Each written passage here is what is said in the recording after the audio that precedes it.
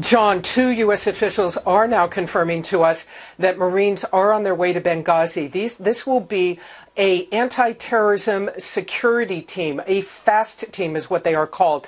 They are going to Benghazi to reinforce the consulate there, to reinforce the U.S. diplomatic installation there.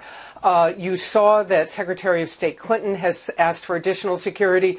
The president has said there will be additional security at U.S. installations around the world. And after what has happened at Benghazi, Marines now on the way. These are the very specific Marine Corps embassy teams that are structured just for this job, to reinforce an embassy or a diplomatic installation when violence breaks out. As you know, Marines guard embassies around the world. This is more people, more firepower, more security capability. But John, in Libya, Cairo, at installations around the world, one of the key issues is that U.S. jurisdiction, of course, only extends to the fence line. When the violence breaks out on the street, it is the responsibility, of course, of the host government to maintain security on behalf of the U.S. Embassy. These Marines will be inside the installation.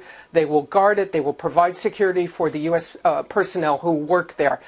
We will begin to see them arriving on the ground, and I think there's every indication we will see more military security movements given the President and Secretary Clinton's orders for more security at diplomatic installations, John. Barbara, in Cairo yesterday and in Benghazi, it did seem as if the protesters did get over the walls, though, of the consulate in Benghazi and the embassy in Cairo. Absolutely, absolutely, and that is why you are seeing this movement of more muscle power. If they, it's a very specific thing.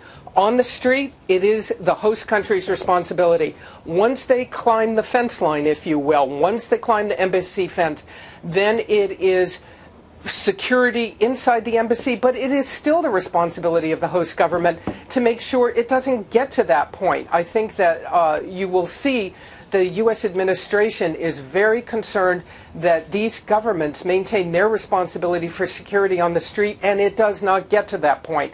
This is why, however, it is. So this is why you are seeing this reinforcement of embassy security being ordered. You are going to see Marines moving in.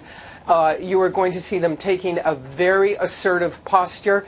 Look, they are not looking to shoot anybody. They're not looking to get into a shooting war, but they are under orders, it is very clear, to maintain security at U.S. diplomatic installations, and they will have the rules of engagement, if you will, to be able to do that. But it's only going to work, according to U.S. officials, if the host governments step up their responsibility as well. Let me add one more thing, John. We are told that we should expect to see perhaps some U.S. military aircraft moving into Libya to begin to take care of any medical evacuation or removal of remains of U.S. diplomatic personnel, perhaps including the ambassador, John. All right, Barbara Starr.